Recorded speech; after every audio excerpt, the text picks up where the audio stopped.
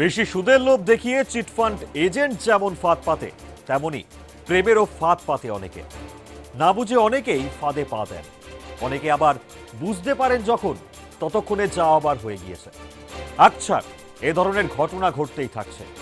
আমি মণিময় আজকের ক্রাইম ইয়ার্ডে এক জঘন্য অপরাধের ঘটনা আপনাদেরকে দেখাবো। একটি পরিশ্রমী এবং সৎ পরিবার কতটা পরিশ্রমের মাধ্যমে তিলে তিলে তাদের সংসারকে এগিয়ে নিয়ে যাচ্ছে, আর কিভাবেই বা তাদের স্বপ্ন ধ্বংস করতে চাইছে দুর্বৃত্ত। ঘটনার কেন্দ্রস্থল বসিরহাট। আর প্লাসের ক্রাইম ইয়ার্ড তদন্ত টিম আর প্লাসের অ্যাসিস্ট্যান্ট এডিটর প্রশান্তদের নেতৃত্বে অকুস্থলে।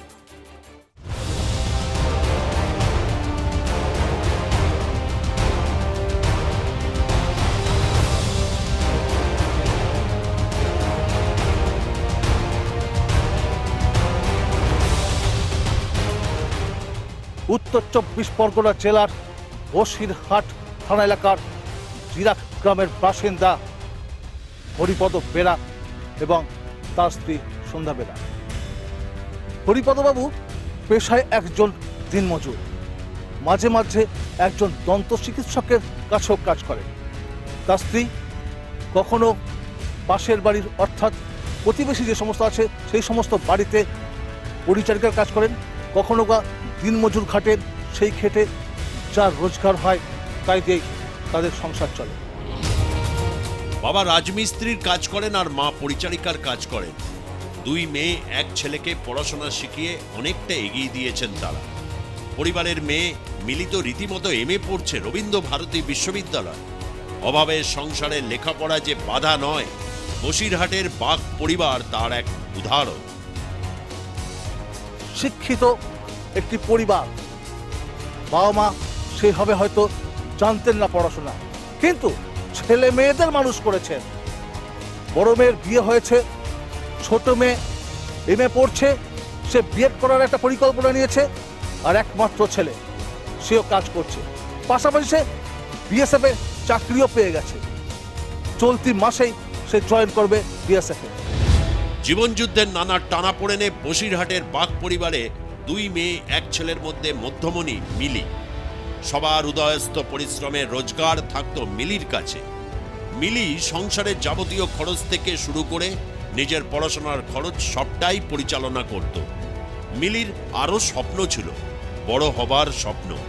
তার জন্য মিলির উদ্যোগ আরও বাড়তে থাকে। প্রতি মাসের যে আয় হয় সেই টাকা কিন্তু মিলির কাছে গচ্ছিত থাকে, এবং মিলু সারা মাস ধরে সেইখান থেকে টাকা নিয়ে সংসার চালায়, নিজের পড়ার খরচ চালায়, এবং পাশাপাশি টিউশনি করে যে আয় হয় সে কাজটাও সে করে। শুধু এখানে শেষ নয়, মিলি চেয়েছিল আরও অর্থ উপার্জন করতে, কারণ সে বিএড পড়বে। বিএড পড়ার জন্য তার আরও অর্থের প্রয়োজন। সেই কারণে সে বিউটিশিয়ান কোর্স করেছিল এবং একটি বিউটি পার্লারে কাজও করত। আশপাশে বেশ কিছু মহিলা আছেন যারা মিলির কাছে আসতো সাজার জন্য। ফলে সেই জায়গা থেকে অন্তত পক্ষে মনে করা হচ্ছে যে এই পরিবারটা কিভাবে সচ্ছলতার মুখ দেখবে, সেই কারণে কিন্তু ভাই বোন মিলে চেষ্টা করে যাচ্ছে প্রতিনিয়ত। ও কলকাতায় পড়াশোনা করে, কলেজে এমএ পড়ে। আর তারপরে ও পড়াশোনা করতো, ও সবই আমার এই সংসারের সব ওর দায়িত্ব, সব ওর, আমার কিছু না। আমি নিজের নাম সই করতে পারিনি, তা আমি মাঠে জল দিয়ে ছেলে মেয়ে দুটোর খুব কষ্ট করে আমি পড়াশোনা করে পরের বাড়ি থালা দিয়ে ওদের পড়াশোনা করাইছি। প্রত্যেকটা দিন রবীন্দ্র ভারতী বিশ্ববিদ্যালয় থেকে পড়াশোনা শেষ করে বিকেলবেলায় বাড়ি ফিরত মিলি। এরপর বাড়ি থেকে বিকেল 4:30টার সময় বেরোত টিউশনি করার জন্য।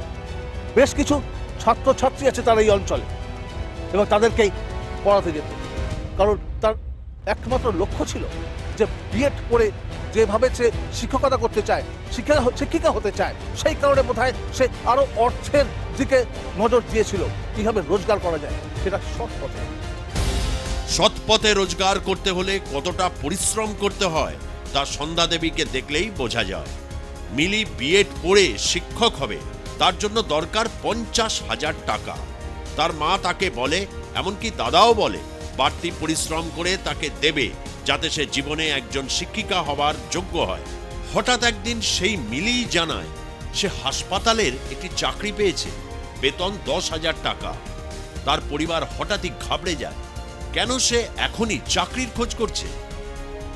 দাদারে বলেছে, দাদা 50,000 টাকা মারে দিতে বলিস, আমি বিএড করবো। তা আমি বললাম আমি আবার কাজ করবো, তাহলে নতুন করে তুই যদি পড়ি ওই স্কুলের মাস্টার হবে। তা বললো, মা আমার এরকম একটা হাসপাতালে একটা কাজ এইছে 10,000 টাকা। তা আমি বলেছি এইটা কাজ আমি করতে দেবো না। তা বলেছে, না মা আমি লেখাপড়ার কাজ করবো, তোমার কোনো চিন্তা নেই। তখন আমি নেকাবো। তা আমি বললাম তাহলে ঠিক আছে তাই করবা বলে ও সব কথাবার্তা সব ঠিক হয়েছে। 10,000 টাকায় কাজ করবার জন্য মিলি মনস্থির কেন করলো? যে রবীন্দ্র ভারতী বিশ্ববিদ্যালয়ে MA পড়ছে, বিএড পড়ে শিক্ষিকা হবে বলে মনস্থির করেছে, তার হঠাৎ কেন মত পরিবর্তন? মিলির সঙ্গে কারোর কি কোনো সম্পর্ক তৈরি হয়েছে? আজকাল রোজগারে মেয়েদের খুব চাহিদা। তার উপর যদি সে পরিশ্রমী হয়, তাহলে সংসার ও রোজগার সমান্তরালভাবে হুহু করে দৌড়বে। অনেক প্রেমিক থেকে রসিক সর্দার আছে যারা প্রেমের ফাঁদ পাচ্ছে। মিলি কি এমন কারুর পাল্লায় পড়েছে? এই চলাফেরার পথেই মিলির সঙ্গে সম্পর্ক তৈরি হয়েছিল এই অঞ্চলের বাসিন্দা বিশ্বজিৎ সর্দার ওরফে ঝন্টুর সঙ্গে। আজকের নয়, এই সম্পর্ক দীর্ঘদিনের, প্রায় 1.5 বছর ধরে চলছে মিলির সঙ্গে এই ঝন্টুর সম্পর্ক। ঝন্টু ওরফে বিশ্বজিৎ সর্দার কেমন ধরনের ছেলে? সে কি মিলিকে ভালোবাসে? কি করে সে? মিলির দাদাকে ঝন্টু কি করতে চেয়েছিল? আমি বারে বারে জিজ্ঞেস করেছি, মা তোর সঙ্গে কি ওর সম্পর্ক আছে? বলেছে, না মা আমি একটা শিক্ষিত মাইয়া, আমি ওর সঙ্গে কেন করবো? আমার ছেলেরও অনেকবার ঠেক করেছে মার্ডার করবে বলে ও ভয়, ওই ছেলেটা।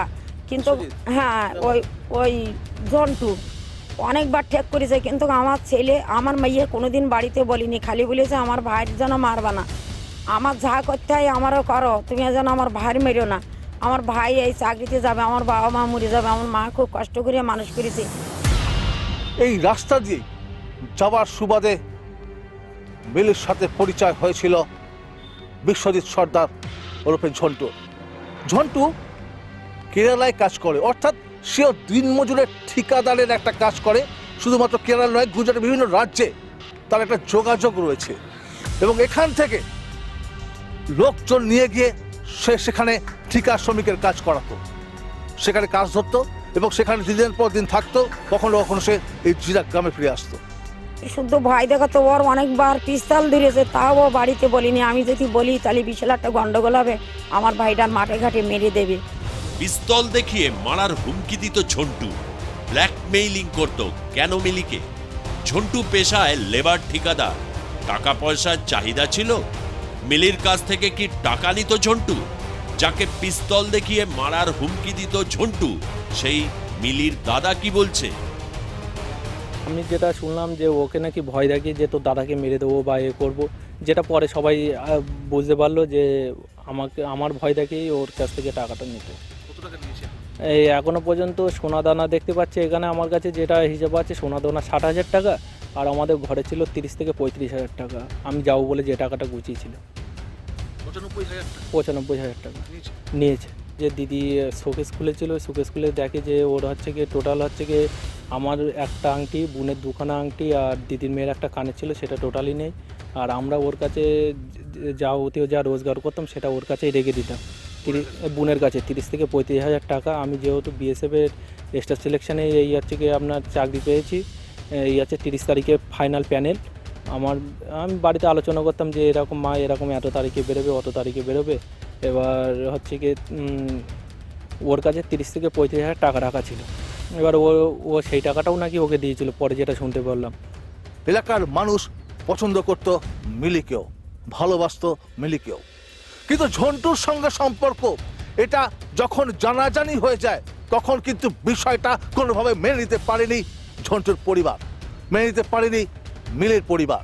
আসলে ঝন্টুকে তারা কখনোই পছন্দ করতো না, কারণ সে যে কাজটা করে সেই কাজের সুবাদে মিলির পরিবার মনে করেছিল যে কখনোই এমন একটা পাত্র ঝন্টু নয় যে তাকে তারা জামাই হিসেবে মেনে নেবে। সেই কারণেই তারা কখনো ঝন্টুকে পছন্দ করতো না। আর বিষয়টা নিয়ে মিলির সঙ্গে মিলির বাবা মায়ের মাঝে মধ্যেই অশান্তি হতো। সেই অশান্তি চরম পর্যায়ে পৌঁছে যেত, কিন্তু কখনোই চাইতো না মিলির পরিবার যে ঝন্টুর সঙ্গে তাদের সম্পর্ক হোক। চাইবার কোনো কারণ থাকার কথা নয়। একজন শিক্ষিত মেয়ের সঙ্গে ঝন্টুর মতো তোলাবাজ ব্ল্যাকমেলারের প্রেম বা সম্পর্ক কেন মেনে নেবে তার পরিবার? মিলি কি এসব জানতো না? তার পরিবার মেনে নেবে না? নিশ্চয়ই জানতো। তবু কেন ঝন্টুর সঙ্গে সম্পর্ক ছিন্ন করতে পারেনি মিলি? উল্টে ঝন্টুর দাবি মতো লপ্তে লপ্তে টাকা জোগাতো মিলি। ব্ল্যাকমেলিং। একটা পরিশ্রমী সৎ পরিবারের সামনে মূর্তিমান বিভীষিকা তখন ঝন্টু। মিলির দীর্ঘদিনের শিক্ষক আফসোস করছেন মিলির কাণ্ড নিয়ে। মিলি আমার ছাত্রী ছিল। আমি তাকে ক্লাস 5 থেকে ক্লাস 10 অবধি নিজে পড়িয়েছি এবং তার পরবর্তী সময়ে ওর বিভিন্ন বিষয়ে পড়াশুনোর জন্যও আমার কাছে আসতো এবং এখনও পর্যন্ত আমি ওকে দেখাশোনা করতাম। অত্যন্ত মেধাবী এবং খুবই বিনয়ী ছিল এবং খুবই মিশুকি স্বভাবের ছিল। পড়াশুনো ছাড়া ও আর কখনো অন্য কোনো বিষয় নিয়ে ভাবতো না। মিলি যে এরকম একটা ঘটনা ঘটাবে এটা আমরা কখনো ভাবিনি, কারণ মিলির মতন মেয়ে যে সবসময় অত্যন্ত পরিশ্রমী ছিল। অভাবের মধ্যে দিয়েও মিলির বাবা মা যে অমানসিক পরিশ্রম করে ওদেরকে মানুষ করেছে, দুই ভাই বোনকে, সেটা আমরা সবাই সাক্ষী। এবং আমরা তার জন্যে মিলির বাবা মাকে অনেক জায়গাতে বলতাম।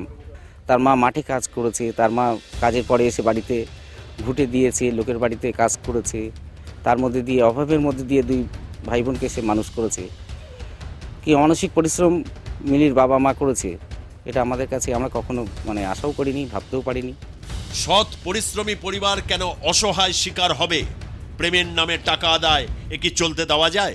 নাকি চলতে পারে? এর তো একটা হেস্তনেস্ত হওয়া দরকার। পেরেছিল কোনো হেস্তনেস্ত করতে মিলি? পেরেছিল প্রেমের ফাঁদ কেটে বেরিয়ে যেতে? গত 17 জানুয়ারি মঙ্গলবার বিকেল 4টে হবে মিলি বেরিয়ে গেছিল বাড়ি থেকে পড়ানোর জন্য, অর্থাৎ প্রাইভেট টিউশনি করার জন্য সে বাড়ি থেকে বেরিয়েছিল, কিন্তু সেখানে সে যায়নি। কোথায় গেল মিলি তাহলে? 17 জানুয়ারি মিলি প্রাইভেট টিউশন করতে বাড়ি থেকে বেরিয়েছিল।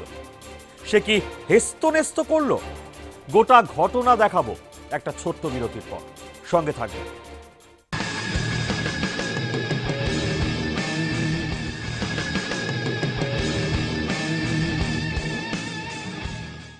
ফিরে এলাম বিরতির পর। 17 জানুয়ারি মিলি বাড়ি থেকে বেরিয়েছিল প্রাইভেট টিউশন পড়তে যাচ্ছি বলে, কিন্তু সে পড়তে যায়নি। পড়তে না গিয়ে কোথায় গিয়েছিল মিলি? কার সঙ্গে দেখা করতে? 17 তারিখ মঙ্গলবার মিলি পড়াতে যায়নি। বারবার ফোনে বিবাদ হয়েছে ঝন্টুর সঙ্গে, সে কথা জেনেছেন তার পরিবার, প্রতিবেশীরা, তার আত্মীয়রা। 17 তারিখ মিলি পৌঁছে গিয়েছিল ঝন্টুর বাড়িতে টাকার জন্য, অর্থাৎ তার পরিবারের টাকার প্রয়োজন। কিন্তু যখন মিলি পৌঁছলো ঝন্টুর বাড়িতে, তখন ঝন্টুর মা বাড়িতে উপস্থিত ছিলেন না। সন্ধ্যা সর্দার তিনি বলছেন মাঝে মধ্যেই মিলি তার বাড়িতে আসতো এবং তার ছেলের সঙ্গে যে মিলির একটা সম্পর্ক রয়েছে সে কথা তিনি জানতেন, কিন্তু পুরো বিষয়টা গোপন করেছিলেন ঝন্টুর মা, কাউকে বলতে চাননি। 17 জানুয়ারি এই বাড়িতে এসেছিল মিলি এবং এখানে এসেছিল ঝন্টুর মা তখন পাশে এক প্রতিবেশীর বাড়িতে, এবং তিনি একবার এসে দেখেন তার ছেলে বাইরে বারান্দায় দাঁড়িয়ে রয়েছে। তখনও তিনি জানেন না যে ভেতরে রয়েছে মিলি। এরপর ফের আবার আসেন, এসে দেখেন মিলি শুয়ে রয়েছে। আমি এই পাশের বাড়ি কাজ করি, সেখানে সন্ধ্যাবেলা পিঠে করতে গিয়েছিলাম।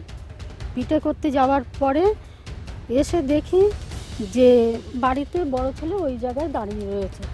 আমি আবার চলে গেলাম, দাঁড়িয়ে রয়েছে, চলে গেলাম। তারপরে এসে দেখি যে খাটের ওপরে এরকম করে বসে রয়েছে মেয়েটা, মিলি বসে রয়েছে। তা আমাকে বড় ছেলে বলল কি, মা তুমি রূপাকে ডেকে নিয়ে এসো।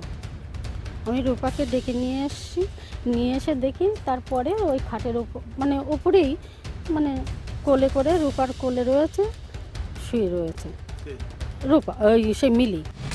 ঝন্টুর বাড়িতে এসেছিল মিলি, এরপর কি হলো?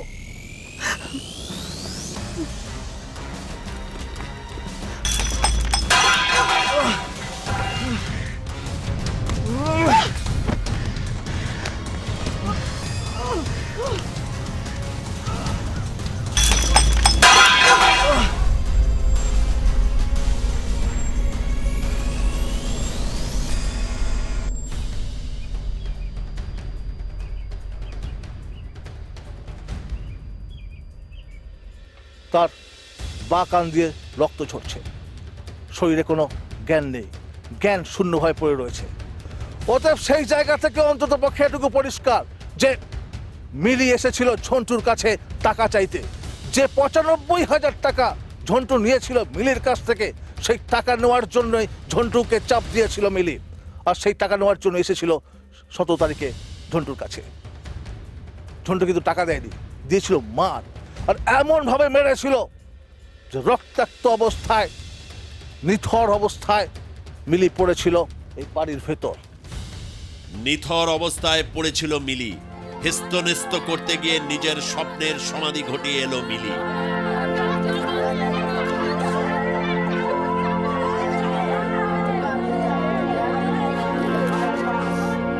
আন্তরাজ্য লেবার ঠিকাদার ঝন্টু সর্বমোট ৯৫,০০০ টাকা মিলির কাছ থেকে নিয়েছিল। তার দাদার চাকরিতে জয়েন করার আগে টাকার প্রয়োজন ছিল, সেই টাকা চাইতেই মিলি এসেছিল ঝন্টুর বাড়িতে। ও টেনশনের ভিতরে ছিল, কারণ হচ্ছে গিয়ে যে দাদার টাকার প্রয়োজন, আমি টাকাটা দিয়েছি, আমার যদি টাকাটা না দেয় তখন দাদার অসুবিধা হয়ে যাবে। এবার সেই জন্যে আর ও সেই টাকাটা আনতে গিয়েছিল। মাসি বললো যে ফোনে নাকি আধা ঘন্টা ধরে তর্কতর্কি হয়েছে, আধা ঘন্টা ধরে তর্কতর্কি হয়েছে। তারপরে নাকি ওদের বাড়ি গিয়েছিল, পাড়ার আরও বয়স্ক যারা ছিল তারা নাকি ওখানে তাস খেলছিল, পাশে বয়স্ক মহিলারাও ছিল, তাদের সাথে গল্প করেও গিয়েছে। এবার হচ্ছে গিয়ে ও নাকি হেঁটে হেঁটেই গিয়েছে। এবার পরবর্তীতে যখন ছেলেটা ঘরের থেকে বেরিয়েছে নাকি স্বীকার করেছে যে আমি ওকে চড় মারার ফলেই যে এইটা হয়েছে। ও নাকি বলেছে যে আমার যা শাস্তি হয় সেটা আমার হোক। ও নিজের মুখেই স্বীকার করেছে। পাড়ার বয়স্ক মহিলারা গিয়েছিল, বয়স্করাও গিয়েছিল, যাওয়ার ফলে ও এটাই স্বীকার করেছে। গত ১৮ই জানুয়ারি মৃত্যু হয়েছে মিলির। আর এই ঘটনা জানাজানি হতেই তারা বারবার একটা কথাই বলেছে, সাইকেল থেকে পড়ে গিয়ে নাকি তার কান দিয়ে রক্ত ঝরছে। সত্যি কি তাই? কোন বিষয়টাকে তারা লুকোতে চেয়েছিলেন? আসলে যা কিছু ঘটেছে এই বাড়ির মধ্যে ঘটেছে। নিথর অবস্থায় থাকার সময় ঝন্টু গল্প সাজায় মিলি নাকি সাইকেল থেকে পড়ে গিয়ে মারা গেছে। যখন ঝন্টু বুঝতে পারে ব্যাপারটা কেউ মেনে নিতে পারবে না, তারপরই সে পালিয়ে যায়। আমাদের সরাসরি প্রশ্ন ছিল ঝন্টুর মাকে, আপনি তো দেখেছেন, ও জানেনও আপনার বাড়িতে এই ঘটনা ঘটেছে, ঝন্টু কি অপরাধী? বলুন স্পষ্ট করে। ঝন্টু টাকা নিয়েছে মিলির কাছ থেকে, তো সেই টাকাটা সে চাইবে না? নিশ্চয়ই চাইবে, যদি নিয়ে থাকে তাহলে চাইবে। আপনার ছেলে মদ খায়, লোকের কাছ থেকে টাকা নেয়, আপনি কিছু বলেননি কেন কখনো? স্যার ছেলেগুলি বড় হয়ে গেলে কিছু বললে শোনে মা বাবা? লোকের কাছে টাকা নিয়ে মদ খাবে সেই জন্য? তা আমি জানি না স্যার কার কাছ থেকে টাকা নিয়ে মদ খেয়েছে, কি করেছে। এলাকার মানুষ তো জানে, সে এলাকার মানুষ বলতে পারবে, আমি তো বলতে পারবো তবে না। বলছে মিলির মোবাইলটা কোথায়? জানি না স্যার। আমি যা কিছু ঘটেছে তো আপনার বাড়িতেই ঘটেছে। ঘটেছে, বাড়িতে পুলিশ এসে দেখে গেছে, মোবাইল কোনো জায়গায় পায়নি। তো মোবাইলটা কোথায় গেল? বলতে পারবো না, সে আসামি বলতে পারবে। মানে আপনি মনে করছেন আপনার ছেলে আসামি? নিশ্চয়ই আসামি, সে যখন মেরেছে আসামি। আমি এখনো বুক ফুলিয়ে বলছি সে আসামি। ঝন্টুর মা বলছেন ঝন্টুই আসামি।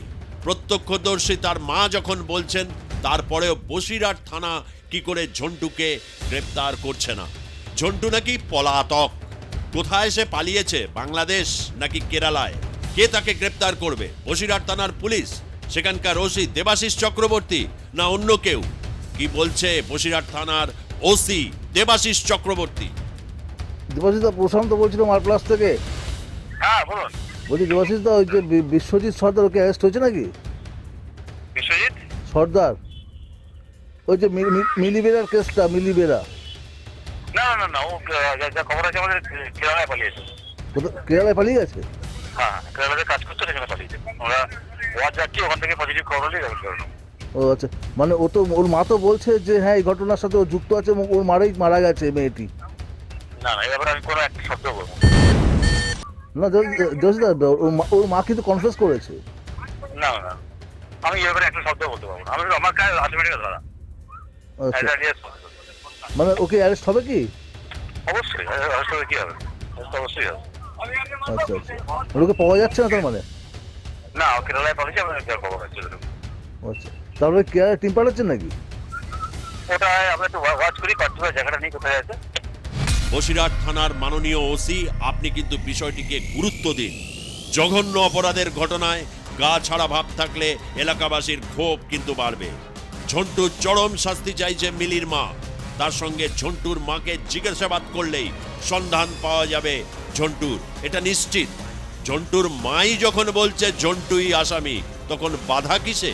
আমি একটাই আপনাদের কাছে অনুরোধ, ওর আমি ফাঁসি চাই। আমার যেরকম বুকটা জ্বালা করতেছে, সেই বুকটা ওর ফাঁসি যেন হয়। আমি এইটা সব জায়গায় আমি বলছি, খবরে দেখাই যেন ওর ফাঁসি হয়। আমি যে মা, লোকের ধরে ধরে কাজ করে ভিক্ষে করি আনি, আমি ওদের পড়াইছি, কোনোদিন একটা ভালো কাপড় পরিনি, এক মুঠো ভাত খাইনি, ফ্যানগুলো গুটো করে আনি আমি খাইছি। তা যেন আমি এটুকুনি চাই যেন ফাঁসি হয়, আর অতিরিক্ত শাস্তি ওর মারে যেন হয়। ওর মারাই এখনো তুলিনি, ওর মা হলো সব কিছু জানে। আজকে পুলিশ প্রশাসন, আমরা যদি কোনো গ্রাম থেকে ঝামেলা করি তার জন্য তাদের বাড়িতে স্টেপ রেখে দিয়েছে। পুলিশ প্রশাসনের কি উচিত? মহিলা পুলিশ নেই, ওর মাকে ধরে নিয়ে গিয়ে তাকে যাচাই করুক না তার বাচ্চা কোথায়। মা জানে না তার বাচ্চা কোথায়? একটা কথা হলো, আমি জানবো না আমার বাচ্চা কোথায়? তাই হয় কখনো?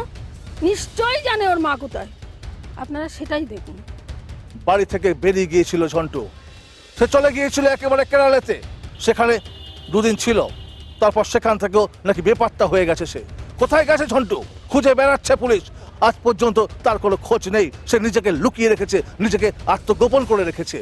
বসিরহাট থানার আইসি দেবাশিস চক্রবর্তীকে আবারও অনুরোধ করছি যাতে ঝন্টুকে তারা গ্রেপ্তার করে।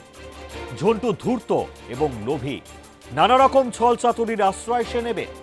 বসিরহাট থানা ঝন্টুকে গ্রেপ্তার করে শাস্তি দিচ্ছে কিনা তার দিকে আমরা অবশ্যই নজর রাখছি। মিলির পরিবারের পাশে এলাকার সমস্ত নাগরিক যেভাবে রয়েছেন তাদেরকে ধন্যবাদ জানাচ্ছি।